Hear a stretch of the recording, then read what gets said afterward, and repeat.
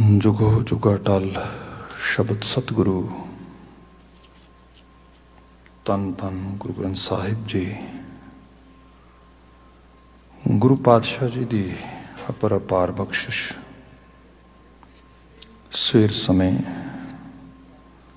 सत्संगत दियां कड़ियां सानू प्राप्त हुई ने। गुरुद्वारा साहब दे विच चल रहे पावन दीवाना अंदर शमूलीयत पाउण दा सुभाग मिलिया है।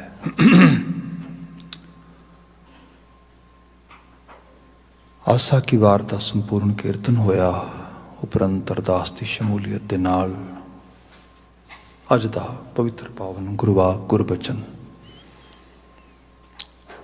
अजे हुणे ज्ञानी जी ने सानू पाठ रूप में सरवण करवाया है। हुण समा बनिया है इन्हां गुरवाकां दी असीं विचार करिए। आओ मर्यादित ढंग दे नाल गुरवाकां दी तकरीर विचार प्रारंभ करते हाँ। सब तो पहला फतेह दी सांझ पाउणा जी। वाहिगुरू जी का खालसा वाहिगुरू जी की फतेह। अज दा ये गुरु हुक्म राग सूही विचों आ रहा है। महला पंजवां गुरु अर्जन पातशाह पंचम नानक इस बचन को उचार रहे ने। इस पावन शब्द का जो रहाव का बंद है गुरुदेव जिक्र कर दे। मेरे राम राय तू संतां का संत तेरे, तेरे सेवक को पौ किछ नाही, जम नहीं आवे नेरे। रहाओ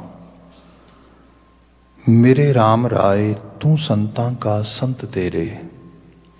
राम राय उस रमी हुई हस्ती नूं जो सर्वस्व सब जगह ते मौजूद है ते जिदी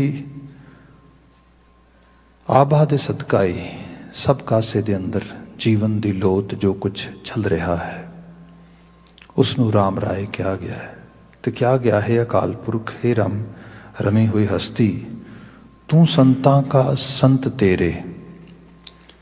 बाणी विच असीं वखरे वखरे तरीके नाल कई रंग पढ़ते हाँ, कई रंग वेखते हाँ। जिवें महाराज बयान करते एक जगह ते कि हे अकाल पुरख जी तुसीं सर्वस्व शक्तिशाली हो, सब कासे दी तुसीं मलकीयत रखते हो ते तुहानूं एज ए मनुख कोई भी किसी तरीके दे नाल पा सके प्राप्त कर सके ये कोई आसान काम नहींगा। शब्द असीं पढ़ते हाँ ना तू आवें बस बहुत किणावणे, ना तू आवें बस वेद पढ़ावणे। पुराने समय रिया लोकी कुछ ज्ञान हासिल करके कुछ फलसफे पढ़ के कुछ वखरियां वखरियां सोझी दियां चीज़ां प्राप्त करके सोचते हुण रब तक रसाई हो जाएगी। महाराज बयान करते मुश्किल नहीं, नामुमकिन है।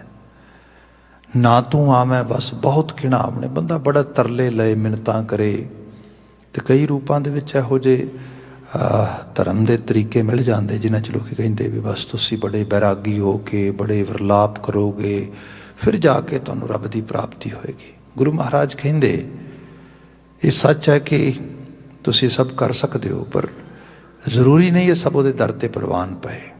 क्या ना तू आवें बस बहुत किणावणे, ना तू आवें बस वेद पढ़ावणे, ना तू आवें बस बहुता दान दे, ना तू आवें बस किते सियाणपै। बंदे ने क्या दान पुण्य करो इहो जे क्रियाकलापां दे पार्टिसिपेट करो इहदे नाल रब वस आ जाएगा। महाराज कहते ना ये भी कोई तरीकेकारता नहीं गा कि जरूरी नहीं कि रब तक बंदे की रसाई हो जाए।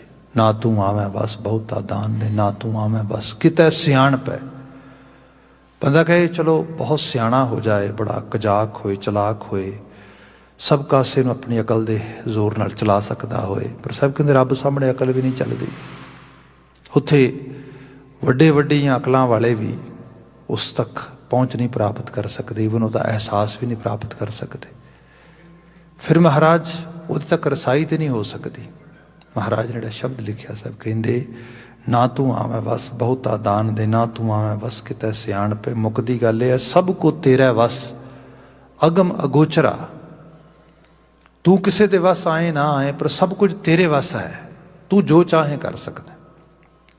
ਤੂੰ ਅਗਮ ਵੀ ਹੈ, ਅਗੋਚਰ ਵੀ ਹੈ।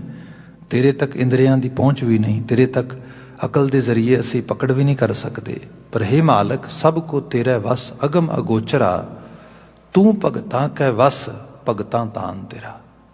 ਪਰ ਜੋ ਭਗਤ ਜਨ ਨੇ, ਉਹਨਾਂ ਦੇ ਤੂੰ ਵਸ ਵਿੱਚ ਹੈ, ਤੇ ਉਹਨਾਂ ਨੂੰ ਤੇਰਾ ਹੀ ਤਾਣ ਹੈ। ਅਸਲ ਵਿੱਚ ਸਹੀ ਤਰੀਕੇ ਨਾਲ ਕਿਹਾ ਜਾਏ ਤੇ ਭਗਤੀ ਭਾਵ ਦੇ ਵਿੱਚ ਇਹ ਮੰਨਿਆ ਗਿਆ ਕਿ ਬੰਦਾ ਅਕਾਲ ਪੁਰਖ ਵਾਹਿਗੁਰੂ ਤੱਕ ਰਸਾਈ ਕਰ ਸਕਦਾ ਹੈ, ਰੱਬ ਦੇ ਨਾਲ ਸਾਂਝ ਬਣਾ ਸਕਦਾ ਹੈ, ਰੱਬ ਦੇ ਤਸੱਵਰ ਨੂੰ ਜੀਵਨ ਵਿੱਚ ਪ੍ਰਾਪਤ ਕਰ ਸਕਦਾ ਹੈ। ਸੋ ਇਹ ਬਾਣੀ ਦਾ ਮੁਕਾਮੀ ਸੰਦੇਸ਼ ਮਹਾਰਾਜ ਇਸ ਰੂਪ ਵਿੱਚ ਬਿਆਨ ਕਰਦੇ। ਤੇ ਜੋ ਭਗਤ ਜਨ ਨੇ, ਉਹਨਾਂ ਦਾ ਫਿਰ ਇੱਕ ਸਿਨੋਨਿਮ ਹੈ ਸੰਤ। ਵੈਸੇ ਤੇ ਸਮਾਜ ਵਿੱਚ ਵਿਚਰਦਿਆਂ ਹੋਇਆਂ ਅਸਲ ਦੇ ਭੁਲੇਖੇ 'ਚ ਨਕਲ ਵੀ ਬਥੇਰੀ ਮਿਲ ਜਾਂਦੀ ਹੈ। ਵੱਖਰੀਆਂ ਵੱਖਰੀਆਂ ਜਗ੍ਹਾ 'ਤੇ ਤੁਹਾਨੂੰ ਜਿਹੜੀ ਹੈ ਕਿਸੇ ਨਾ ਕਿਸੇ ਚੀਜ਼ ਦੀ ਡੁਪਲੀਕੇਸ਼ਨ ਮਿਲ ਜਾਏਗੀ। ਜਦੋਂ ਧਾਰਮਿਕ ਅਕੀਦਤ ਦੀ ਗੱਲ ਕੀਤੀ ਜਾਏ ਤੇ ਉਹਦੇ ਅੰਦਰ ਬੰਦਾ ਕਿਸੇ ਧਾਰਮਿਕ ਆਗੂ ਨੂੰ, ਕਿਸੇ ਧਾਰਮਿਕ ਸ਼ਖਸੀਅਤ ਨੂੰ ਕੋਈ ਮਾਨ ਸਨਮਾਨ ਮਿਲਦਾ ਵੇਖੇ ਤੇ ਬੰਦੇ ਦੇ ਮਨ ਦੇ ਵਿੱਚ, ਕਿਉਂਕਿ ਮੌਲਿਕ ਰੂਪ ਦੇ ਵਿੱਚ ਸਾਡੇ ਮਨ ਦਾ ਸੁਭਾਅ ਸਵਾਰਥੀ ਤੇ ਲਾਲਚੀ ਹੈ, ਤੇ ਉਹ ਫਿਰ ਲਾਲਚ ਵਿੱਚ ਵੀ ਆ ਜਾਂਦਾ ਹੈ ਵੀ ਮੈਨੂੰ ਵੀ ਇਹੋ ਜਿਹੀ ਸਤਿਕਾਰ ਮਿਲ ਜਾਏ, ਮੈਨੂੰ ਵੀ ਐਵੇਂ ਦਾ ਅਦਬ ਮਿਲ ਜਾਏ। ਆਪਾਂ ਹੋਰ ਤੇ ਹੋਰ ਤਵਾਰੀਖ ਵਿੱਚ ਪੜ੍ਹਦੇ ਹਾਂ, ਇਤਿਹਾਸ ਵਿੱਚ ਪੜ੍ਹਦੇ ਹਾਂ। ਗੁਰੂ ਅਮਰਦਾਸ ਸਾਹਿਬ ਦੇ ਕੋਲ ਵਕਤ ਦਾ ਬਾਦਸ਼ਾਹ ਅਕਬਰ ਉਹ ਆਇਆ, ਜਲਾਲੁਦੀਨ ਅਕਬਰ। ਉਸਨੇ ਆ ਕੇ ਦੇਖਿਆ ਗੁਰੂ ਅਮਰਦਾਸ ਸਾਹਿਬ ਦਾ ਰੁਤਬਾ ਕੀ ਹੈ। ਮਤਲਬ ਇਤਨੇ ਦਿਗਰ ਰੁਤਬੇ ਦੀ ਮਲਕੀਅਤ ਆ ਉਹਨਾਂ ਦੀ ਕਿ ਉਹਨਾਂ ਦੇ ਸਿੱਖ ਸ਼ਾਹੀ ਠਾਠ ਬਾਠ ਦੀ ਪਰਵਾਹ ਨਹੀਂ ਕਰਦੇ, ਸ਼ਾਹੀ ਹੁਕਮ ਦੀ ਪਰਵਾਹ ਨਹੀਂ ਕਰਦੇ, ਸ਼ਾਹੀ ਫੌਜਦਾਰਾਂ ਦੀ ਪਰਵਾਹ ਨਹੀਂ ਕਰਦੇ, ਤੇ ਆਪਣੇ ਗੁਰੂ ਦੇ ਆਖੇ ਲੱਗ ਕੇ ਮੈਨੂੰ ਹਿੰਦੁਸਤਾਨ ਦੇ ਬਾਦਸ਼ਾਹ ਨੂੰ, ਐਡੇ ਵੱਡੇ ਮੁਲਕ ਦੀ ਬਾਦਸ਼ਾਹਤ ਮੰਨਣ ਵਾਲੇ ਸ਼ਖਸ ਨੂੰ ਹਾਥੀ ਤੋਂ ਥੱਲੇ ਉਤਰਨ ਲਈ ਮਜਬੂਰ ਕਰਦੇ ਨੇ।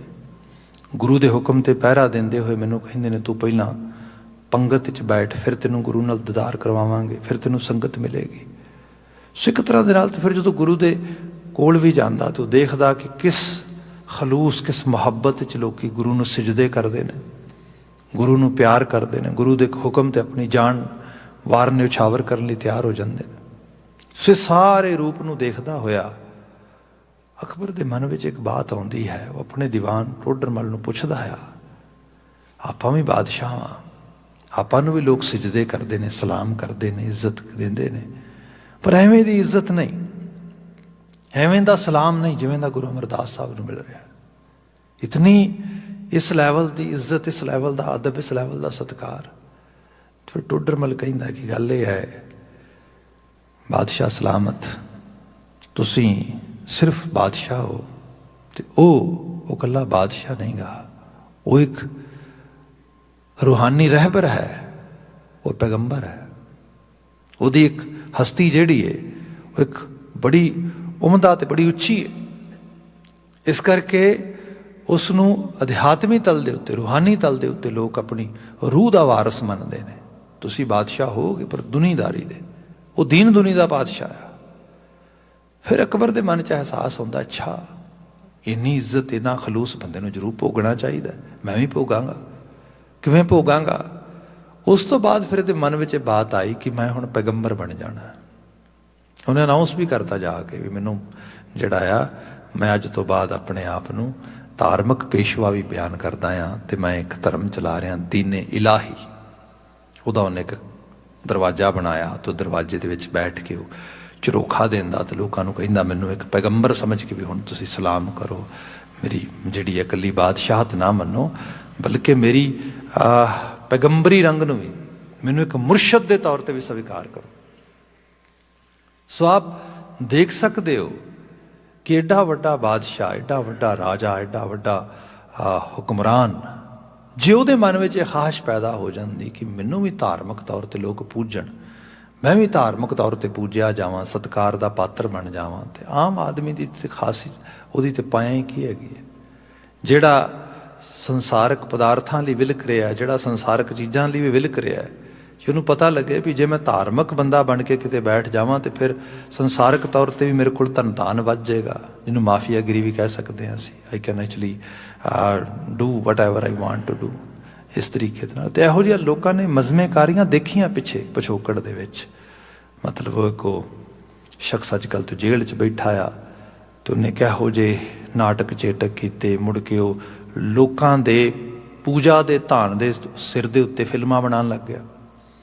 ਆਪ ਆਪਣੇ ਆਪ ਨੂੰ ਫਿਲਮਾਂ ਦੇ ਵਿੱਚ ਇੱਕ ਹੀਰੋ ਦੀ ਤਰ੍ਹਾਂ ਪ੍ਰੈਜ਼ੈਂਟ ਕਰਨ ਲੱਗ ਗਿਆ। ਮਤਲਬ ਬੰਦਾ ਸਾਰੇ ਮਨ ਦੇ ਵਲਵਲੇ ਖਾਸ਼ਾਂ ਇੱਕ ਧਾਰਮਿਕ ਆਗੂ ਬਣ ਕੇ ਪੂਰੇ ਕਰ ਰਿਹਾ।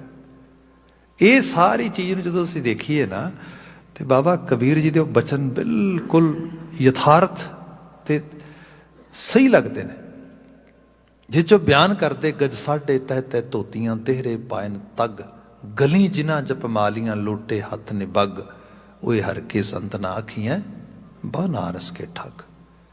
ਕੌਣ ਕਹਿੰਦਾ ਉਹ ਹਰੀ ਦੇ ਸੰਤ ਨੇ, ਕੌਣ ਕਹਿੰਦਾ ਉਹ ਰੱਬ ਦੇ ਭਗਤ ਨੇ, ਕੌਣ ਕਹਿੰਦਾ ਉਹ ਧਾਰਮਿਕ ਲੋਕ ਨੇ, ਦਾਨੇ ਲੋਕ ਨੇ ਨਾ, ਬਨਾਰਸੀ ਠੱਗ ਨੇ ਅਸਲ ਦੇ ਵਿੱਚ।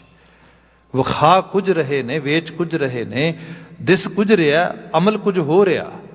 ਧਰਮ ਦਾ ਚੋਗਾ ਪਾ ਕੇ, ਧਰਮ ਦੇ ਉਸ ਆਭਾ ਦੇ ਵਿੱਚ ਬੈਠ ਕੇ ਅਧਰਮ ਦੀ ਜਿਹੜੀ ਹੈ ਸਾਰੀ ਦੀ ਸਾਰੀ ਡੈਮੋਸਟ੍ਰੇਸ਼ਨ ਹੋ ਰਹੀ ਹੈ। ਇਸ ਬਾਬਤ ਅਸੀਂ ਬੜੀਆਂ ਬਾਣੀ ਤੇ ਸਾਡੇ ਆ ਲਿਟਰੇਚਰ ਦੇ ਤੇ ਇੰਤਹਾ ਹੀ ਹੈ ਜੀ ਜਨਾਬ। ਇੱਕ ਤੋਂ ਕੋਈ ਇੱਕ ਚੀਜ਼ ਥੋੜ੍ਹਾ ਉਹਦੇ 'ਚ ਜਿਹੜੀ ਸਾਨੂੰ ਸੇਧ ਦੇਣ ਵਾਸਤੇ ਹੈ। ਕਿਤੇ ਭਾਈ ਗੁਰਦਾਸ ਜੀ ਦੇ ਪਦਿਆਂ ਨੂੰ ਅਸੀਂ ਪੜ੍ਹਦੇ ਹਾਂ, ਉਹ ਕਹਿੰਦੇ ਗੁੱਛਾ ਹੋਏ ਤਰਕੋਨਿਆ ਨਹੀਂ ਬੁੜੀਆ ਦੱਖ ਹੈ, ਅੱਕੈ ਕੇਰੀ ਖਖੜੀ ਕੋਈ ਅੰਬ ਨਾ ਆਖੈ, ਗਹਿਣੇ ਜਿਉਂ ਜਰ ਪੋਸ਼ਤਾਂ ਨੇ ਸੋਇਨ ਸੱਖ ਹੈ, ਫਟਕ ਨਾ ਪੂਜੈ ਹੀਰਿਆਂ ਪਰੇ ਬਿਆਖ ਹੈ, ਤੌਲੇ ਦਿਸਣ ਛਾਹ ਦੁੱਧ ਸਾਦੋਂ ਗੁਣ ਗਾਖ ਹੈ, ਸਾਧ ਅਸਾਧ ਪਰਖੀ ਹੈ ਕਰਤੂਤ ਸੁਭਾਖ ਹੈ।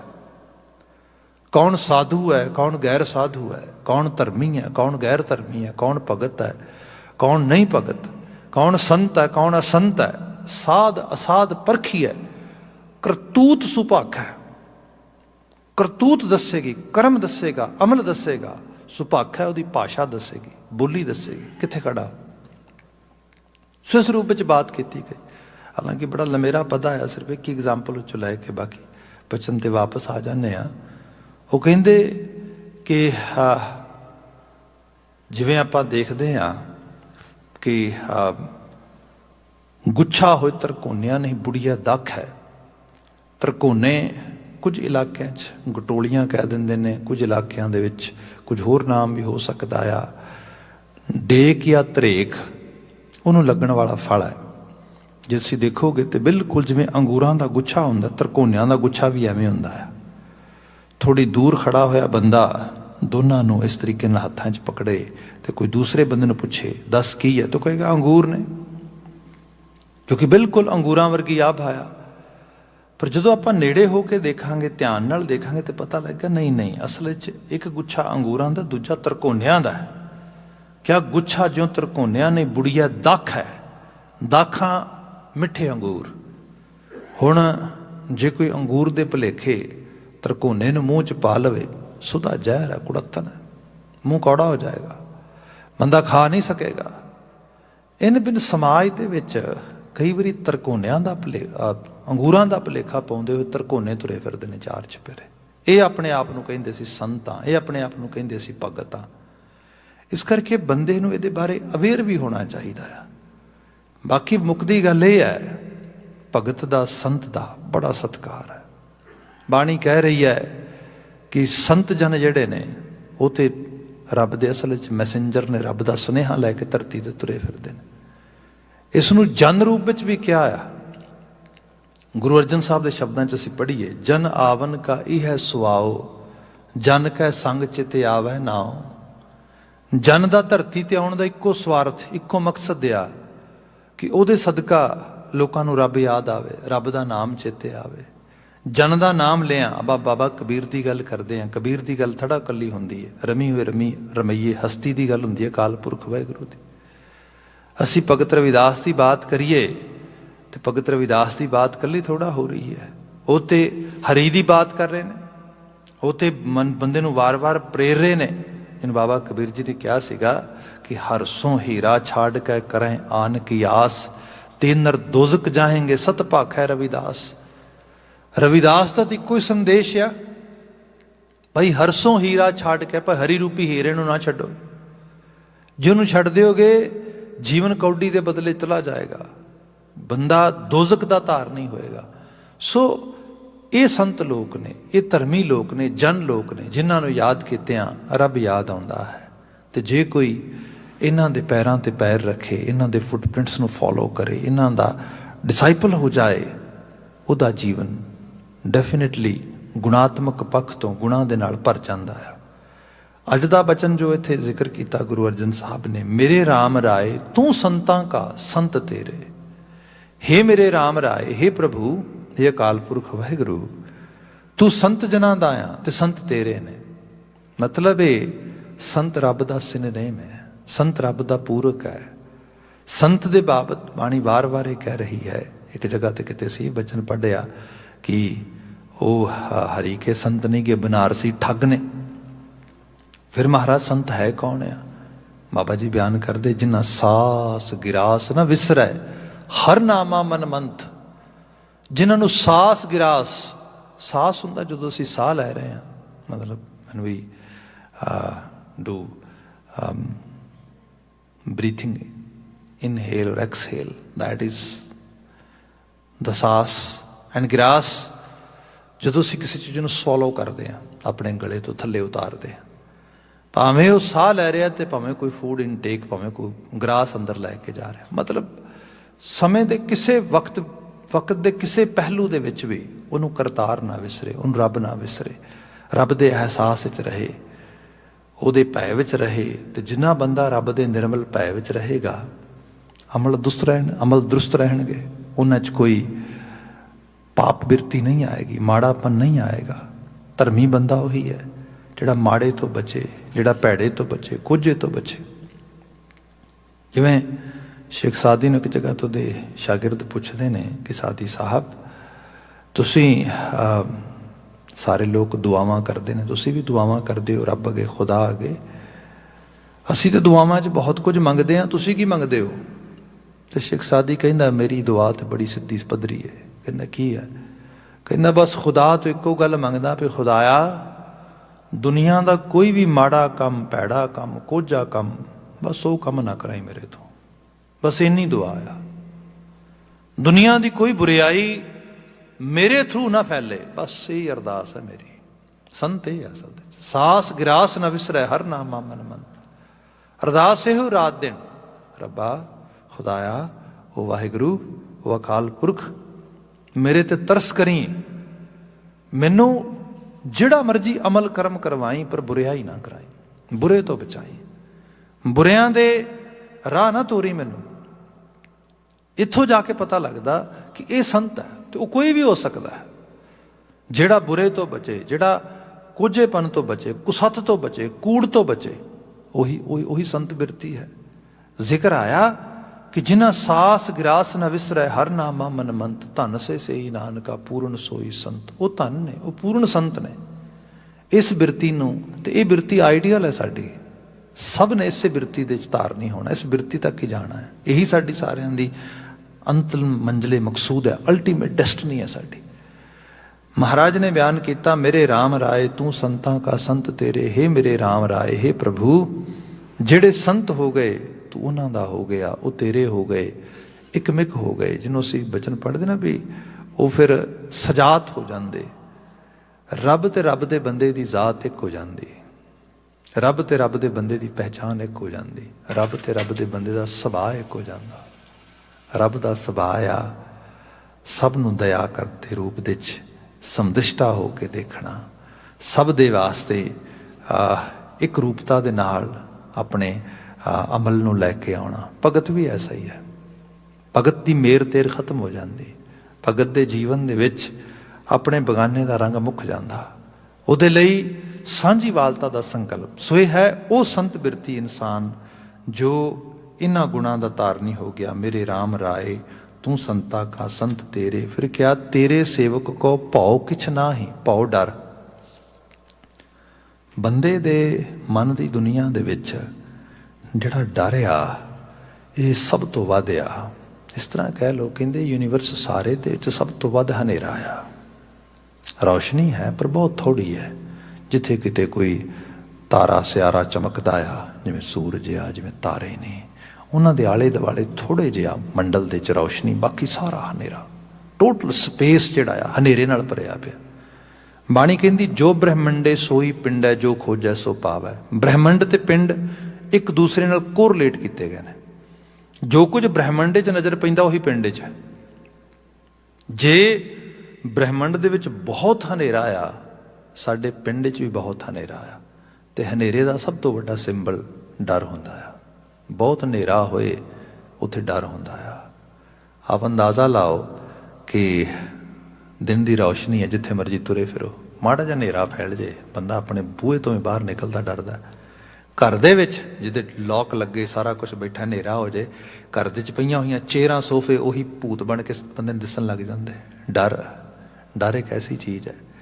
ਤੇ ਇਹਦੇ ਪਿੱਛੇ ਹਨੇਰਾ, ਤੇ ਹਨੇਰੇ ਦਾ ਮਤਲਬ ਅਗਿਆਨਤਾ, ਅਮੂੜਤਾ ਆ। ਸੰਤ ਉਹ ਹੈ ਜਿਹੜਾ ਇਨਲਾਈਟਡ ਹੋ ਗਿਆ, ਰੌਸ਼ਨੀ ਆ ਗਈ, ਜਿਹਨੂੰ ਪਤਾ ਲੱਗ ਗਿਆ ਅਸਲ 'ਚ ਸਭ ਕਰਤਾਰ ਦੀ ਆਭਾ ਕਿਵੇਂ ਚੱਲਦੀ ਹੈ। ਉਹਦੇ ਅੰਦਰ ਗਿਆਨ ਫੈਲ ਗਿਆ, ਤੇ ਗਿਆਨ ਦੀ ਧਾਰਾ 'ਚ ਜੀਣ ਵਾਲਾ ਉਹ ਡਰ ਤੋਂ ਮੁਕਤ ਹੋ ਗਿਆ। ਉਹਨੂੰ ਕੋਈ ਭੈ ਨਹੀਂ ਰਹਿ ਗਿਆ, ਕਿਉਂਕਿ ਹਨੇਰਾ ਹੀ ਨਹੀਂ ਗਾ। ਰੌਸ਼ਨ ਦਿਮਾਗ ਹੈ। ਜਦੋਂ ਰੌਸ਼ਨ ਦਿਮਾਗ ਆ, ਫੁੱਲੀ ਇਨਲਾਈਟਡ ਆ, ਦੈਨ ਡੈਫੀਨੇਟਲੀ ਜੀਵਨ ਦੇ ਹਰ ਅਮਲ ਦੇ ਵਿੱਚ ਬਿਲਕੁਲ ਸਹੀ ਹੈ। ਇੱਥੇ ਸਾਹਿਬ ਕਹਿੰਦੇ ਤੇਰੇ ਸੇਵਕ ਕੋ ਭਉ ਕਿਛ ਨਾਹੀਂ, ਫਿਰ ਕਿਆ ਜਮ ਨਹੀਂ ਆਵੈ ਨੇਰੇ। ਜਮ ਮੌਤ ਦਾ ਦੂਤ। ਮੌਤ ਇਸ ਦੀ ਇਸ ਤਰ੍ਹਾਂ ਹੈ ਕਿ ਆਪੋ ਆਪਣੀ ਅੰਡਰਸਟੈਂਡਿੰਗ ਹੈ। ਕਿਤੇ ਬਾਣੀ ਕਹਿੰਦੀ ਜਿਹਨੂੰ ਇਸ ਧਰਤੀ ਦੇ ਉੱਤੇ ਕਰਤਾਰ ਦੇ ਹੁਕਮ ਦੀ ਸਮਝ ਆ ਜਾਏ, ਤੈਨੂੰ ਪਤਾ ਲੱਗ ਜਾਂਦਾ ਹੈ ਕਿ ਮੌਤ ਨਹੀਂ ਗਈ। ਐਕਚੁਅਲ ਲੈਵਲ ਤੇ ਇੱਕ ਟ੍ਰਾਂਜ਼ਿਸ਼ਨਲ ਪੀਰੀਅਡ ਆ, ਕਿਉਂਕਿ ਜਿਹੜੀ ਲਾਈਫ ਹੈ, life it self is when the five element actually get evolved, that is life। ਇੱਕ ਐਵੋਲੂਸ਼ਨ ਆ। ਪੰਜ ਤੱਤਾਂ ਦਾ ਇਵੋਲਵ ਹੋ ਜਾਣਾ ਜ਼ਿੰਦਗੀ ਬਣ ਜਾਂਦੀ ਹੈ। ਤੇ ਫਿਰ ਇੱਕ ਲੈਵਲ ਆਉਂਦਾ ਆ when these five elements cannot actually go together anymore, so that mean death is happening। so that is process of dismantling the five elements। ਜਿਨ ਸਾਹਿਬ ਨੇ ਕਿਹਾ ਪਵਨ ਹੈ ਮੈਂ ਪਵਨ ਸਮਾਇਆ, ਜੋਤੀ ਮੈਂ ਜੋਤ ਰਲ ਜਾਇਆ, ਮਾਟੀ ਮਾਟੀ ਹੋਈ ਇੱਕ ਤੱਤਾਂ ਦਾ ਉਖੜਾ, ਇਹਨੂੰ ਮੌਤ ਕਹਿਤਾ। ਜਿਹੜਾ ਭਗਤ ਆ ਉਹ ਇੰਨਾ ਇਨਲਾਈਟਡ, ਇਹਨੂੰ ਸਮਝਿਆ ਤੱਤ ਜੁੜੇ ਸੀ, ਆਖਰਕਾਰ ਤੱਤਾਂ ਨੇ ਇੱਕ ਦਿਨ ਵਿਦਾ ਹੋਣਾ ਆ। ਭੈ ਕਾਹਦਾ, ਡਰ ਕਾਹਦਾ। ਇਹਦੇ ਵਿੱਚੋਂ ਫਿਰ ਵੱਡੇ ਵੱਡੇ ਸ਼ਹੀਦ ਜਨਮ ਲੈਂਦੇ ਨੇ। ਆਪ ਦੇਖਦੇ ਹੋ ਨਾ, ਫਿਰ ਉਹਨਾਂ ਨੂੰ ਬੰਦਾ ਕਹਿੰਦਾ, ਆਮ ਬੰਦਾ ਡਰਦਾ ਕਿ ਉਹ ਆਪ ਜਾ ਕੇ ਮੌਤ ਨੂੰ ਗੱਲ ਲਾ ਲੈਂਦੇ ਨੇ। ਸੋ ਇਹ ਇਹੋ ਜਿਹੀਆਂ ਚੀਜ਼ਾਂ ਅਸੀਂ ਇਤਿਹਾਸ 'ਚ ਪੜ੍ਹਦੇ ਹਾਂ, ਤਵਾਰੀਖ 'ਚ ਪੜ੍ਹਦੇ ਹਾਂ।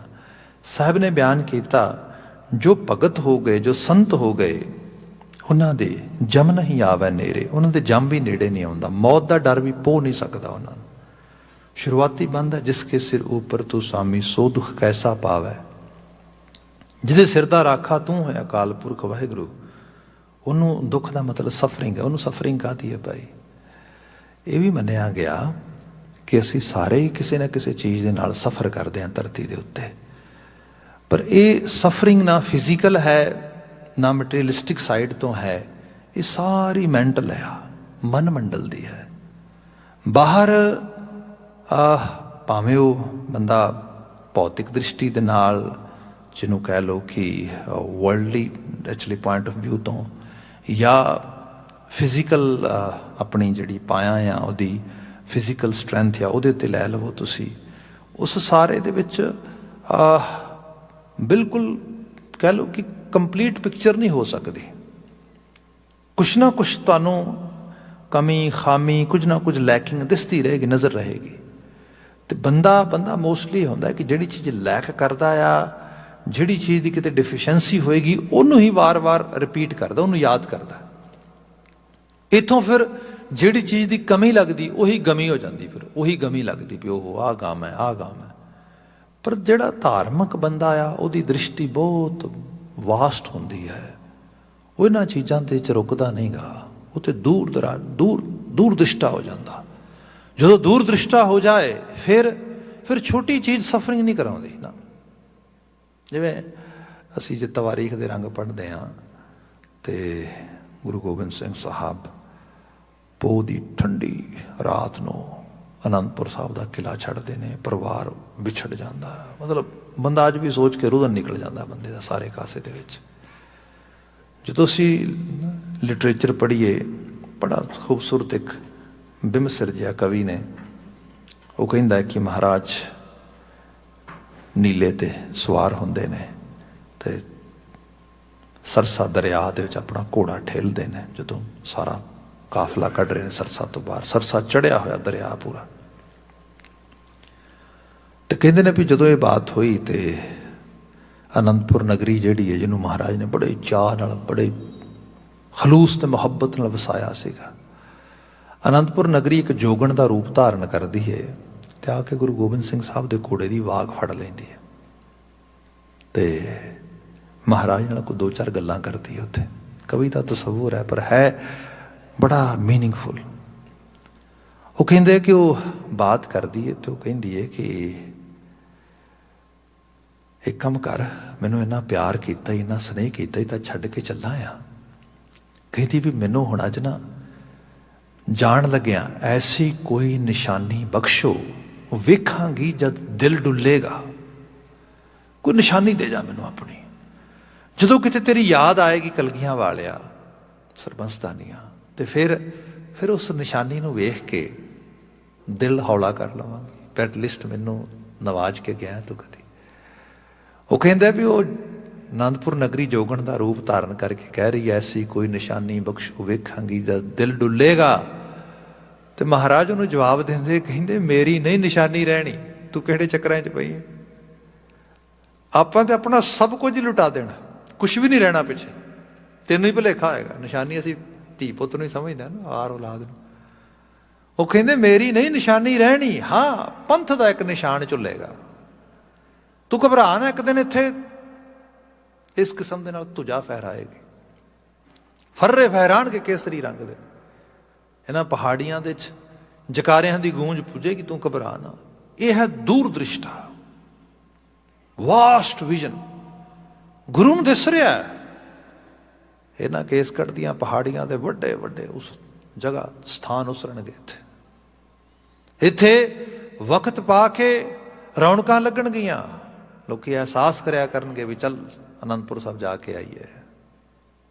ਇਹ ਰੂਪ ਜਿਹੜਾ ਆ ਐਕਚੁਅਲੀ ਇਹੀ ਵਿਜ਼ਨਰੀ ਹੋ ਜਾਣਾ ਆ। ਨਹੀਂ ਤੇ ਬੰਦਾ ਛੋਟੀ ਜਿਹੀ ਚੀਜ਼ ਨੂੰ ਵੇਖ ਕੇ ਉਹਦੇ ਆਲੇ ਦੁਆਲੇ ਰੋਈ ਜਾਂਦਾ, ਸਫਰਿੰਗ ਉਹ ਨਹੀਂ ਸਮਝੀ ਜਾਂਦਾ। ਸਭ ਕਹਿੰਦੇ ਜਿਸ ਕੇ ਸਿਰ ਉੱਪਰ ਤੂੰ ਸੁਆਮੀ ਸੋ ਦੁੱਖ ਕੈਸਾ ਪਾਵਾ। ਹਾਂ, ਬੋਲ ਨਾ ਜਾਣਾ ਮਾਇਆ ਮਦ ਮਾਤਾ। ਮਾਇਆ ਮਦ ਮਾਤਾ, ਮਾਇਆ ਦੇ ਮਦ ਵਿੱਚ ਮਸਤ ਹੋਇਆ। ਹੰਕਾਰ, ਹਰਜੂ ਹੰਕਾਰ ਨਾ ਪਾਵਈ। ਹਰੀ ਨੂੰ ਹੰਕਾਰ ਨਹੀਂ ਚੰਗਾ ਲੱਗਦਾ। ਹੰਕਾਰੀ ਬੰਦਾ ਜਦੋਂ ਹੰਕਾਰ ਪ੍ਰਸਤ ਹੋ ਕੇ ਬੋਲ ਬੋਲਦਾ ਤੇ ਉਹ ਬੋਲ ਫਿਰ ਕੁਦਰਤ ਪੂਰੇ ਨਾ ਹੋਣ ਦਿੰਦੀ। ਕੁਦਰਤ ਉਹਨਾਂ ਬੋਲਾਂ ਦੇ ਕਰਕੇ ਉਹਨੂੰ ਪਨਿਸ਼ ਕਰਦੀ। ਇਹ ਕੁਦਰਤ ਦਾ ਨਿਯਮ ਹੈ, ਇਹ ਸਜ਼ਾ ਮਿਲਦੀ, ਇਹੀ ਸਜ਼ਾ ਹੈ। ਮਾਇਆ 'ਚ ਮਸਤ ਹੋਏ ਹੰਕਾਰੀ ਬੰਦੇ ਬੋਲ ਬੋਲਦੇ ਤੇ ਫਿਰ ਉਹਦਾ ਸਿੱਟਾ ਭੋਗਦੇ। ਸਭ ਕਹਿੰਦੇ ਬੋਲ ਨਾ ਜਾਣਾ ਮਾਇਆ ਮਦ ਮਾਤਾ, ਮਰਨਾ ਚੀਤ ਨਾ ਆਵੇ। ਭਗਤ ਹੋਰ ਸਭ ਤਰ੍ਹਾਂ ਦੇ ਬੋਲ ਬੋਲਦਾ, ਪਰ ਉਹ ਮਾਇਆ 'ਚ ਮਸਤ ਹੋ ਕੇ ਹੰਕਾਰੀ ਬੋਲ ਨਹੀਂ ਬੋਲਦਾ। ਉਹਦੇ ਬੋਲ ਇਹੀ ਨੇ ਕਿ ਮਾਲਕ ਕਰਨ ਕਰਾਉਣ ਵਾਲਾ ਆਪੇ ਆਪ ਹੈ। ਤੋਂ ਇਹ ਸ਼ਬਦ ਪੜ੍ਹਦੇ ਆ ਨਾ ਕਿ ਭਗਤਾਂ ਦਾ ਹਮੇਸ਼ਾ ਤੋਂ ਲੈ ਕੇ ਹਮੇਸ਼ਾ ਤੱਕ ਵਿਗਾਸ ਹੀ ਰਹਿੰਦਾ ਆ। ਉਹਨਾਂ ਦੇ ਵਿੱਚ ਸੁਣਿਆ ਦੁੱਖ ਪਾਪ ਕਾ ਨਾਸ, ਕਦੋਂ ਨਾਨਕ ਭਗਤਾਂ ਸਦਾ ਵਿਗਾਸ। ਉਹ ਸਦਾ ਵਿਗਾਸ ਵਿੱਚ ਨੇ, ਖੇੜੇ ਵਿੱਚ ਨੇ, ਕਿਉਂਕਿ ਉਹਨਾਂ ਨੇ ਆਪਣੇ ਆਪ ਨੂੰ ਪੂਰੀ ਤਰ੍ਹਾਂ ਸਮਰਪਿਤ ਕਰਤਾ ਅਕਾਲ ਪੁਰਖ ਵਾਹਿਗੁਰੂ ਦੇ ਨਾਲ। ਉਹਦੇ ਨਾਲ ਸਾਂਝ ਬਣਾ ਲਈ। ਉਹਨਾਂ ਦਾ ਆਪਣਾ ਕੋਈ ਬੋਲ ਨਹੀਂ ਗਾ, ਬਲਕਿ ਉਹ ਤੇ ਉਹੀ ਬੋਲ ਬੋਲਦੇ ਜੋ ਕਰਤਾਰ ਬੁਲਾਉਂਦਾ। ਜਾਂ ਇਸ ਤਰ੍ਹਾਂ ਕਹਿ ਲਓ, ਆਪਣੀ ਬੋਲ ਬਾਣੀ ਨੂੰ, ਜਿਹਨੂੰ ਸੀ ਇਸ ਤਰ੍ਹਾਂ ਵੀ ਸ਼ਬਦ ਪੜ੍ਹਦੇ ਹੈਗੇ ਆ, ਭਗਤਾਂ ਕੀ ਚਾਲ ਨਿਰਾਲੀ, ਬਿਖਮ ਮਾਰਗ ਚੱਲਣਾ, ਲੱਭ ਲੋਭ ਅਹੰਕਾਰ ਤਜ ਤ੍ਰਿਸ਼ਨਾ, ਬਹੁਤ ਨਾ ਹੀ ਬੋਲਣਾ। ਇੱਕ ਪਾਸੇ ਬਾਬਾ ਜੀ ਕਹਿੰਦੇ ਜਬ ਲਗ ਦੁਨੀਆ ਰਹੀ ਹੈ ਨਾਨਕ, ਕਿਛ ਸੁਣੀਐ ਕਿਛ ਕਹੀਐ। ਕਿਆ ਬੋਲਣਾ ਤੇ ਬੜਾ ਜ਼ਰੂਰੀ ਹੈ। ਸੁਣਨਾ ਕਹਿਣਾ ਸਾਨੂੰ ਸੰਸਾਰ 'ਚ ਕਿਸੇ ਲੈਵਲ 'ਤੇ ਵੀ ਮੋਨੀ ਹੋਣਾ ਥੋੜ੍ਹਾ ਚਾਹੀਦਾ। ਮਿਸਕਮਿਊਨੀਕੇਸ਼ਨ ਜਾਂ ਲੈਕ ਆਫ ਕਮਿਊਨੀਕੇਸ਼ਨ ਜਿਹੜੀ ਚੀਜ਼ ਹੈ, ਇਹ ਗੁਰਮਤ ਦਾ ਤਸੱਵੁਰ ਨਹੀਂ। ਗੁਰਮਤ ਦਾ ਤਸੱਵੁਰ ਹੈ ਸੰਸਾਰ ਦੇ 'ਚ ਡਾਇਲੋਗ ਚੱਲਣਾ ਚਾਹੀਦਾ, ਕਮਿਊਨੀਕੇਟ ਕਰਨਾ ਚਾਹੀਦਾ, ਬੋਲਣਾ ਚਾਹੀਦਾ।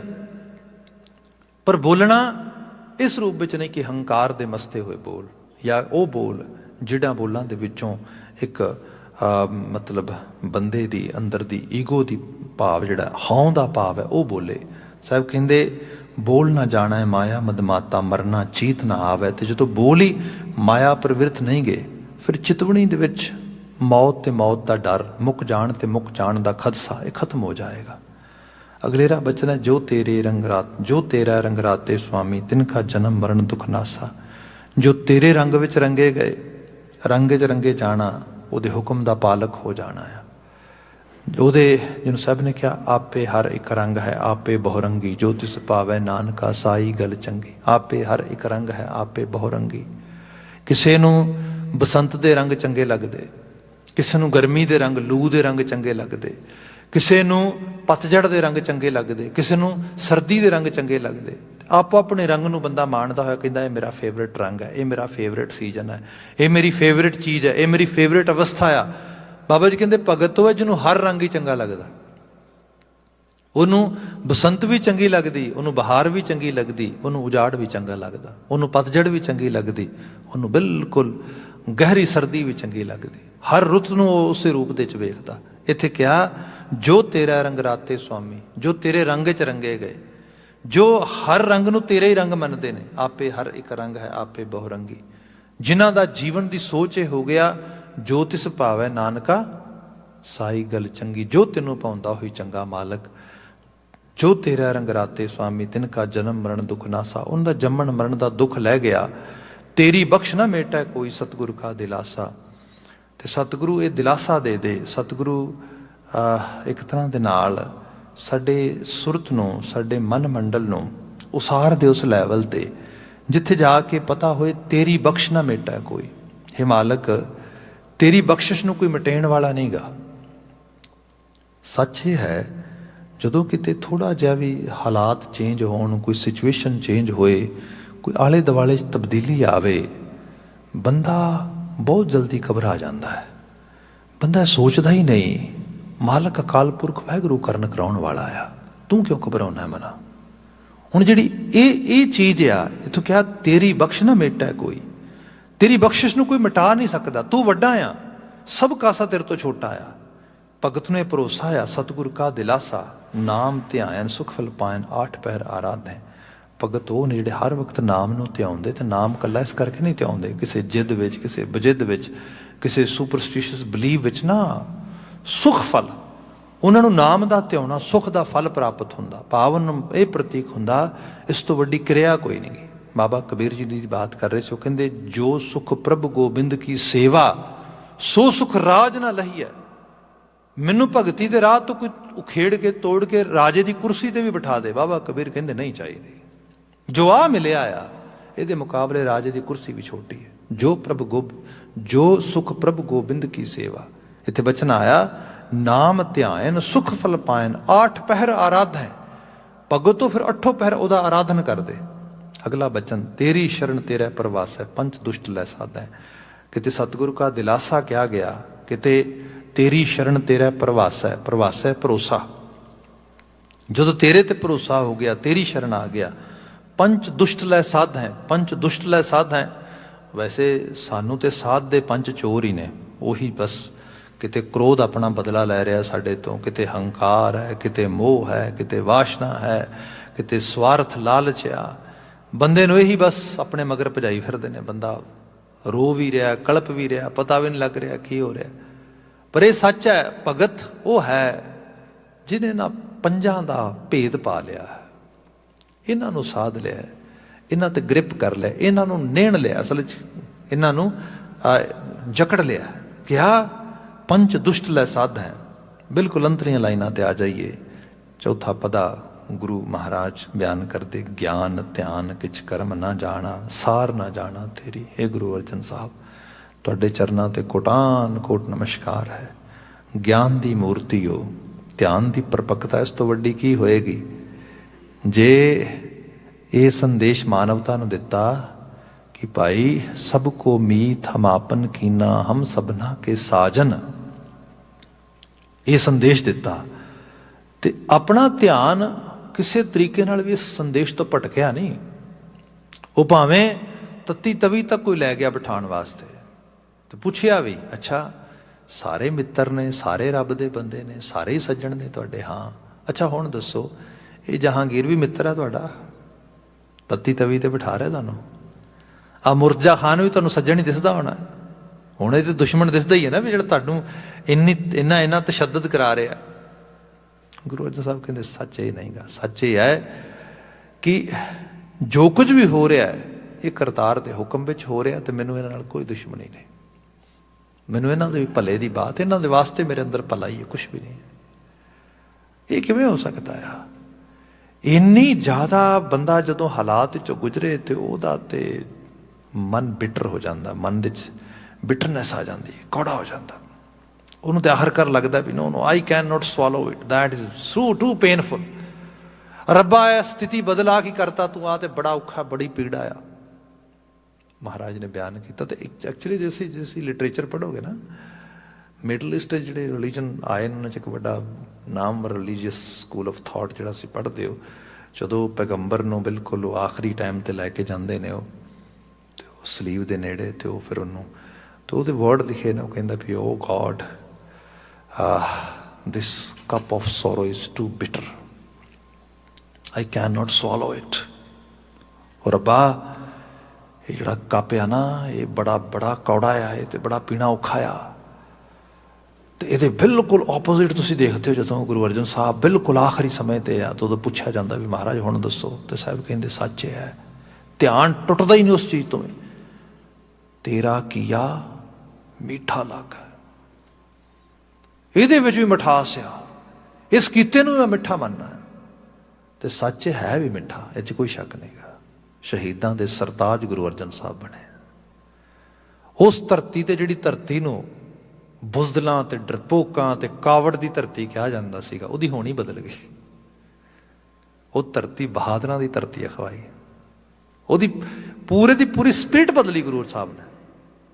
ਜਿਹੜੀ ਇਹ ਚੀਜ਼ ਆ, ਇਹ ਦੱਸਦੀ ਹੈ ਮਹਾਰਾਜ ਜਿੱਡਾ ਪਰਪੱਕ ਤੁਹਾਡਾ ਧਿਆਨ, ਐਡਾ ਤਾਂ ਕਿਸੇ ਦਾ ਹੋ ਹੀ ਨਹੀਂ ਸਕਦਾ। ਪਰ ਉਹੀ ਬਾਤ ਕੀਤੀ ਨਾ, ਬੋਲ ਨਾ ਜਾਣਾ ਮਾਇਆ ਮਦ ਮਾਤਾ। ਸਭ ਕੁਝ ਹੁੰਦਿਆਂ ਵੀ ਮਾਇਆ ਦੀ ਮਸਤੀ, ਹੰਕਾਰ ਦਾ ਬੋਲ ਨਹੀਂਗਾ। ਬਚਨ ਇਹ ਹੈ, ਸਭ ਕਹਿੰਦੇ ਗਿਆਨ ਧਿਆਨ ਕਿਛ ਕਰਮ ਨਾ ਜਾਣਾ, ਸਾਰ ਨਾ ਜਾਣਾ ਤੇਰੀ। ਮਾਲਕ ਮੈਂ ਕੌਣ ਆ ਤੇਰੀ ਸਾਰ ਬਿਆਨ ਕਰਾਂ, ਤੇਰੇ ਬਾਬਤ ਕੁਝ ਕਹਾਂ। ਹਾਂ ਸਭ ਤੇ ਵੱਡਾ ਸਤਿਗੁਰ ਨਾਨਕ ਜਿਨ ਕਲ ਰਾਖੀ ਮੇਰੀ। ਮੈਨੂੰ ਤੇ ਇੱਕ ਐਸਾ ਨਾਨਕ ਇੰਸਟੀਟਿਊਸ਼ਨ ਮਿਲ ਗਿਆ, ਜਿਹਦੀ ਵਡਿਆਈ, ਜਿਹਦਾ ਵਡੱਪਨ, ਜਿਹਦੀ ਵੱਡੋਂ ਜਿੰਨੀ ਵੱਡੀ ਕਹੀ ਜਾ ਉਨੀ ਥੋੜ੍ਹੀ ਹੈ। ਉਸ ਇੰਸਟੀਟਿਊਸ਼ਨ ਦੇ ਨਾਲ ਸਾਂਝ ਪੜਨ ਕਰਕੇ ਮੇਰੀ ਸੋਚ ਨੂੰ ਇਹ ਹਾਇਰ ਲੈਵਲ ਦੀ ਜਿਹੜੀ ਹੈ ਇੱਕ ਅਵਸਥਾ, ਇੱਕ ਸਟੇਟ ਉਹ ਪ੍ਰਾਪਤ ਹੋ ਗਈ ਹੈ। ਸਹਿਬ ਰਹਿਮਤ ਕਰ, ਇਹਨਾਂ ਵਾਕਾਂ ਦੀ ਪ੍ਰੇਰਨਾ ਸਾਡੇ ਜ਼ਹਿਨ ਵਿੱਚ, ਸਾਡੇ ਮਨ ਮੰਡਲ ਵਿੱਚ ਟਿਕੇ। ਇੰਨੀਆਂ ਕੁ ਬੇਨਤੀਆਂ ਨਾਲ ਖਿਮਾ ਭੁੱਲਾਂ ਗਲਤੀਆਂ ਨਾ ਚਤਾਰਿਓ ਜੇ। ਅਗਲੇ ਰਸਮ ਕੀ ਵੀਰਾਂ ਦਾ ਪਹੁੰਚ ਕੇ ਨੂੰ ਅਗਲਾ ਸਮਾਂ ਤੁਹਾਡੇ ਨਾਲ ਉਹ ਲਗਾਉਣਗੇ। ਮੈਂ ਇੱਥੇ ਇਜਾਜ਼ਤ ਚਾਹਾਂਗਾ। ਸਭ ਪ੍ਰੇਮ ਕਹਿ ਦੇਣਾ ਜੀ। ਵਾਹਿਗੁਰੂ ਜੀ ਕਾ ਖਾਲਸਾ, ਵਾਹਿਗੁਰੂ ਜੀ ਕੀ ਫਤਿਹ।